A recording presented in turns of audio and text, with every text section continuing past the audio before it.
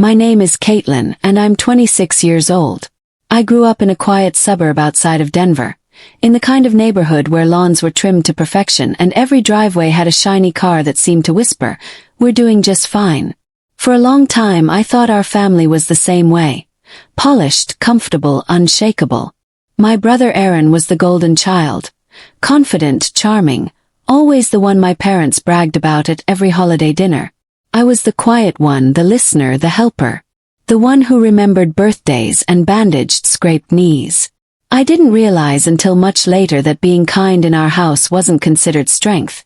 It was considered weakness. If you're new here, hi. Welcome to the channel. I share true stories and life lessons that feel almost too unbelievable to be real. So before we dive deeper, make sure to hit that subscribe button because trust me, you'll want to hear how this one ends. It started one rainy Thursday in October. I was leaving work late, tired and hungry, when I saw a woman standing at a crosswalk, soaked to the bone. She looked older, maybe late 60s, clutching a small bag and a broken umbrella. Cars sped by without slowing down. Something in me couldn't drive past. I pulled over, rolled down my window and called out, "Ma'am, are you okay? Do you need a ride somewhere?" She hesitated, her eyes wary, then nodded. "Just to the bus stop, dear." I missed the last one. I ended up taking her all the way home, a tiny apartment complex near downtown, barely furnished but clean. Her name was Margaret, though she asked me to call her Maggie. She insisted I come inside for tea as a thank you. Normally I'd say no. I wasn't the kind of person to walk into strangers' homes, but there was something about her. The way her hands shook slightly as she poured water. The way her voice softened when she talked about her late husband. We talked for over an hour. By the time I left, I knew her whole story. The house she lost after medical bills, the son who hadn't called in years, and the part-time job she'd just been laid off from. Something about her reminded me of the grandmother I'd lost too soon. So when she said quietly, "It's nice to have someone to talk to again," I promised I'd visit. And I did. Every week. At first, Aaron thought it was sweet. Then, when he realized I was actually helping her with groceries, bills, and doctor appointments, his tone changed. "Katie, you barely make enough to pay your own rent," he said one night at dinner, swirling his wine like a movie villain. "You can't just go around saving people. You're not a charity." "She's alone, Aaron," I said. "She has no one else." He scoffed. "Maybe there's a reason for that." Mom laughed, that nervous, sharp little laugh she used when she agreed with him but didn't want to look cruel. "He's not wrong, honey. You're too trusting. You always have been." I looked at Dad, hoping for backup, but he just sighed and muttered, "Let's not start." That was the first night I realized how deep the divide ran. Over the months, Maggie became family to me. She'd tell me stories about her life, show me old pictures, teach me how to make her mother's soup recipe from scratch. Sometimes I'd sit with her just to listen, about love, loss, and the tiny joys that make life bearable. Then one winter she got sick. Pneumonia, bad enough to land her in the hospital. I stayed with her through every test, every sleepless night. I brought her warm socks, read her books out loud, and kept her company when the nurses were too busy. When Aaron found out, he exploded. "Are you serious, Katelyn? You're missing work for her," he yelled over the phone. "You've lost your mind. She has no one, Aaron. What am I supposed to do? Leave her alone? She's not your responsibility." His words cut deeper than I expected. But the thing that truly broke me came a week later, when he showed up at my apartment with a folder in his hand and that smug look he always wore when he thought he was saving me from myself. "You're being taken advantage of," he said. "So I did you a favor. I talked to Mom and Dad. We're cutting you off until you learn to grow up." "Cutting me off," I repeated, disbelief freezing my voice. "You heard me. No more help with rent. No more safety net. You want to play savior? Fine. Do it on your own dime." I stared at him, trembling. "You can't be serious." "Oh, I'm dead serious." And just like that, with a few cold words, my own brother disowned me. The months that followed were brutal. I picked up extra shifts, sold my car, and scraped through bills just to survive. Maggie, weak but stubborn, kept apologizing every time I came by. "This is not your burden, dear," she'd whisper. But I'd smile and tell her, "Family is who shows up, not who shares your last name." When she passed away the following spring, I thought my heart couldn't hurt any worse. I sat in the front pew of a nearly empty funeral home, just me, a priest, and two of her old neighbors. I cried until there was nothing left. What I didn't know then was that her story wasn't over. And neither was mine. The weeks after Maggie's funeral felt like moving through fog. I worked, ate, and slept on autopilot, barely remembering what day it was. The apartment felt colder without her weekly phone calls, without the scent of her lavender tea lingering in my car. Sometimes I'd catch myself reaching for my phone, about to text her a picture of something funny or sweet, before remembering she wasn't there anymore. Grief is strange that way. It sneaks up on you in quiet moments, not the loud ones. One Thursday evening, I came home to a thick envelope sitting on my doorstep. My name was written across it in looping, careful handwriting. For a second, I thought maybe it was another bill, but when I saw the sender's name in the corner, Law Offices of McGregor and Langford, I froze. I tore it open with shaking hands. Inside was a short letter on formal letterhead. "Dear Ms. Katelyn Rhodes, we regret to inform you of the passing of Ms. Margaret Elkins. You are listed as a beneficiary in her final will and testament. Please contact our office to arrange a private meeting at your earliest convenience. With sympathy, David McGregor ESQ." I read it 3 times before I could breathe again. Beneficiary. The word looked surreal in print, like a mistake. Maggie had always lived so modestly. I assumed she barely had enough to cover her medical bills. I wasn't expecting money. Honestly, I wasn't expecting anything. Still, curiosity won over disbelief. The following Monday, I walked into the downtown law firm feeling like a kid sneaking into an adults-only world. The office smelled of polished wood and coffee. A receptionist led me into a small conference room where a gray-haired man sat with a stack of papers. "Ms. Rhodes," he greeted warmly. "I'm David McGregor. Please sit." I sat, palms sweating, heart racing. He folded his hands and said gently, "First, I'd like to express my condolences. Margaret spoke very highly of you." "Thank you," I said softly. "She was special." He nodded. "Indeed she was. Which brings us to why you're here." He slid a document toward me, a neatly typed will. Ms. Elkins left specific instructions regarding her estate. She requested that you be informed personally. I braced myself. Then he said it. "Ms. Elkins left you her home, her remaining savings, and a trust fund valued at approximately $3.4 million. For a moment I thought I misheard. $3 million. I repeated, almost whispering. He smiled kindly. "Yes, Ms. Rhodes. You were the sole beneficiary. She described you as the only person who ever treated me like family." I sat frozen. My hands trembled against the table. "She wanted you to have a better life," he continued. "She said you gave her back her dignity when the world had forgotten her." Tears blurred my vision. I bit my lip hard enough to taste blood. Maggie, the woman my brother mocked me for helping, had left me everything. That night, I sat in the middle of my apartment, surrounded by silence, staring at the documents spread across the floor. Bank statements, deeds, transfer forms. It didn't feel real. But it was. The next morning I called the lawyer again. "I don't want to sell the house," I said. "I want to restore it. Keep it how she would have wanted." And I did. Over the next 6 months, I hired local contractors, repainted the walls, fixed the porch, planted her favorite lilacs in the front yard. I even turned her living room into a small community library, naming it the Elkins Reading Room. People came. They talked, read, shared stories. And slowly, something inside me began to heal. But peace in my life never lasted long. The first text came from Aaron. "Aaron, heard you got something from that old woman." "Aaron, Dad says it's not much, right?" I ignored it. 2 days later. "Aaron, I'm serious, Katie.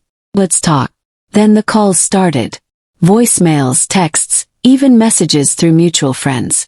And finally, one afternoon as I was coming out of the hardware store, I saw him, leaning against a black Mercedes, sunglasses on, arms crossed like he owned the world. "Long time no see, sis," he said with a smirk that didn't reach his eyes. I froze, holding my shopping bag like a shield. "What do you want, Aaron?" He pushed off the car and gave me that look. The same one he used when we were kids and he was about to manipulate me into doing his chores. "Come on, don't be like that," he said smoothly. "I heard about your little inheritance." I said nothing. He smiled wider. "Listen, Katie. I think we got off on the wrong foot. We're family. And family helps each other, right?" I laughed, sharp and cold. "Family. You disowned me, remember?" He flinched slightly, then forced a laugh. "Look, I was harsh. I admit that. But times are tough right now. Dad's business isn't doing great, and—" "Let me stop you right there," I cut in. "If you're here to ask for money, don't bother." His jaw tightened. "You owe us, Katelyn." I blinked. "Excuse me." He took a step closer, lowering his voice. "Everything you are, everything you learned, came from this family. If it weren't for us, you'd still be nothing." My pulse quickened. "And now," he continued, "you're sitting on a fortune because of some lonely old woman? You think that's fair?" I felt something snap inside me. Years of swallowed pain, humiliation, and betrayal crystallizing into ice. "You're right," I said quietly. "It isn't fair." For a second he smiled until I added, "Because she left it to someone who actually deserved it." Then I walked past him, got in my car, and drove away without looking back. But deep down, I knew Aaron wouldn't stop there. He was his father's son, greedy, entitled, and dangerous when desperate. And I was about to find out just how far he'd go to take what wasn't his. For a few weeks after that confrontation in the parking lot, things went quiet. Too quiet. I almost convinced myself Aaron had given up. I threw myself into my work and into restoring Maggie's house, keeping my head down and my heart steady. But peace is fragile when greed has your phone number. It started with little things. A strange car parked outside my street late at night. Anonymous messages in my inbox. "You think you're better than your family now? Money won't save you." First I shrugged it off. Denver's a small city. Gossip travels fast. But then my bank called. Someone had tried to access my account. That's when I knew. Aaron wasn't done. He was circling. One rainy Saturday morning, I got a call from my parents. It was the first time they'd both called together in over a year. "Hi, sweetheart," Mom started, voice overly sweet, her tone when she wanted something. "What's wrong?" I asked flatly. "Well," she hesitated. "Aaron's been struggling lately. His investments didn't go as planned. He's under a lot of stress." "Aha." Dad cut in, his tone clipped. "He told us about Margaret. And what she left you." My stomach tightened. "Of course he did." "He said you were being unfair," Dad continued. "Keeping it all to yourself when your family needs help. That doesn't sound like the Katelyn we raised." I felt a rush of heat in my chest. Anger, disappointment, disbelief. "The Katelyn you raised," said slowly. "You mean the one you let him humiliate and disown for helping a sick woman? That Katelyn." Silence. "Katie, don't twist this," Mom snapped, her patience cracking. "He's your brother." "Was," I corrected. "And he made that choice, not me." I hung up before she could respond. My hands shook as I set the phone down. They'd chosen their side. Again. 2 days later, Aaron showed up at Maggie's house. He didn't even knock, just waltzed in through the front gate like he owned the place. He looked different now. Thinner, paler. His eyes carrying the twitchy energy of someone who'd been gambling with time and money and losing both. "You can't keep avoiding this," he said, following me into the living room. "I told you already, Aaron. Leave." He smiled without humor. "You think you're untouchable, huh?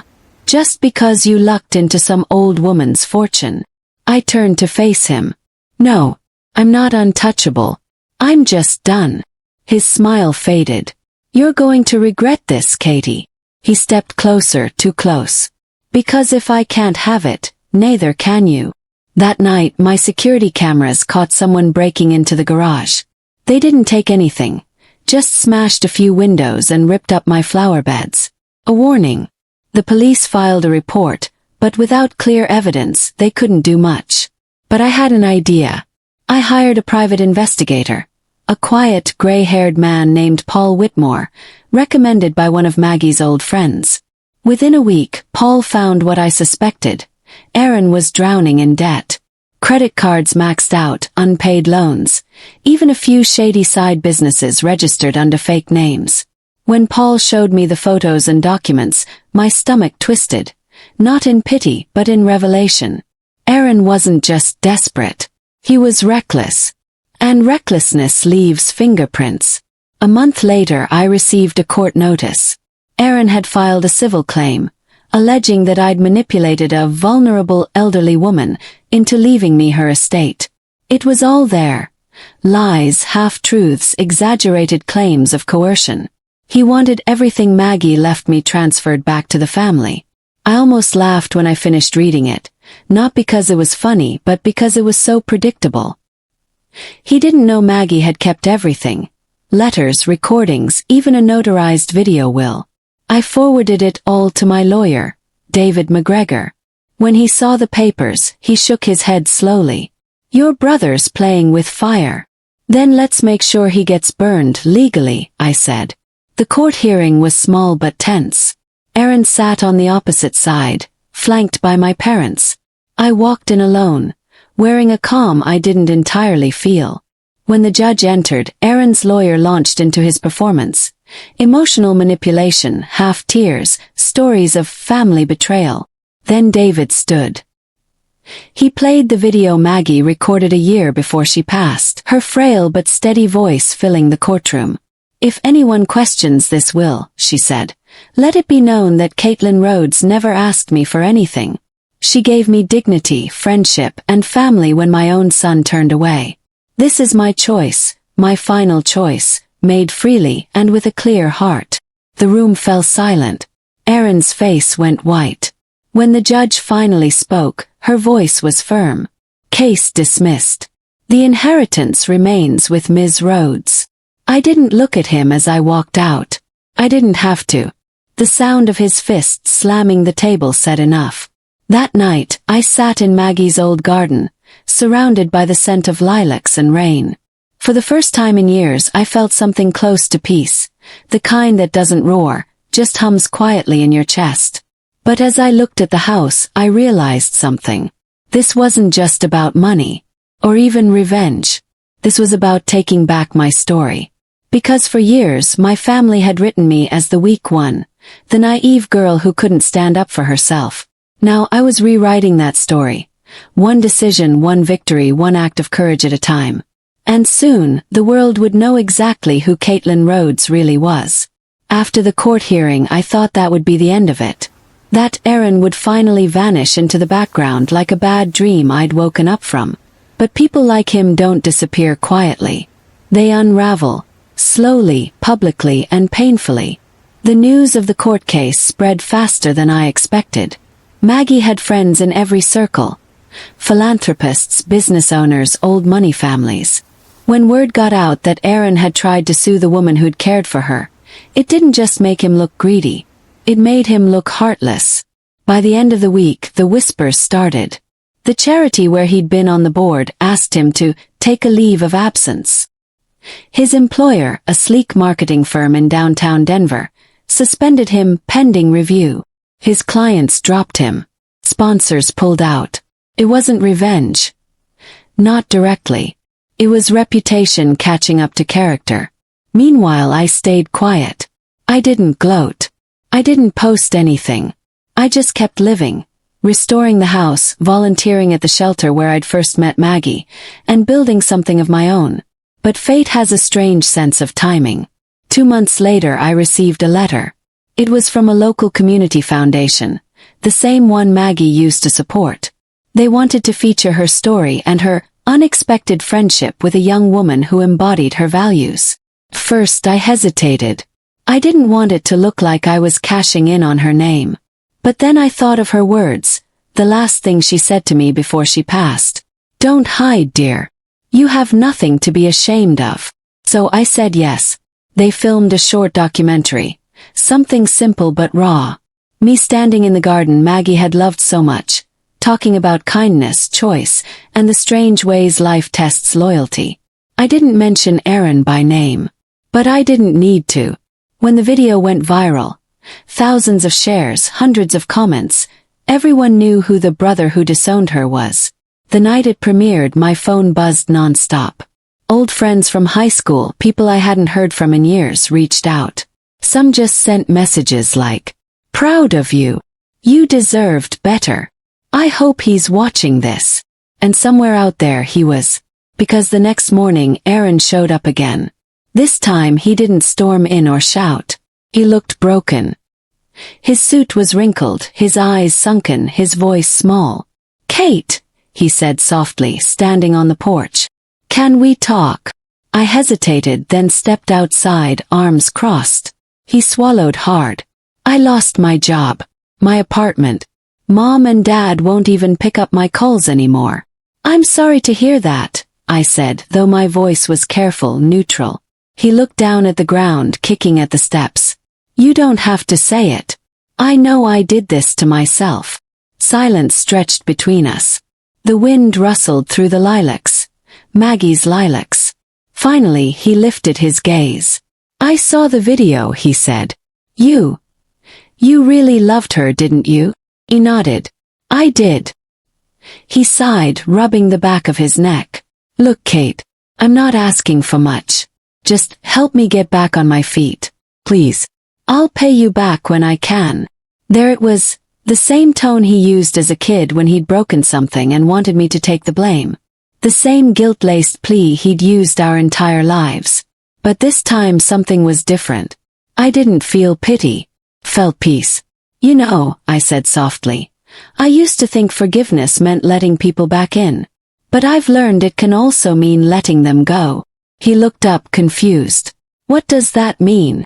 "It means," I said, stepping back toward the door, "that I wish you well, truly, but my life doesn't have room for someone who only shows up when they need saving."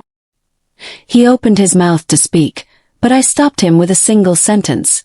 4 words that ended everything. "Ask your worthy self." And I closed the door. That night I stood by the window, watching the rain blur the world outside.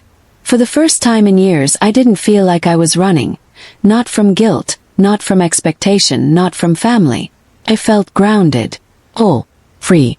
The next morning I made coffee, stepped into the garden, and smiled as the sun cut through the clouds. The world was still imperfect, still unfair, but it was mine again. Maggie's legacy wasn't just the house or the money. It was the courage to walk away from people who confuse love with control. And that was worth more than any inheritance.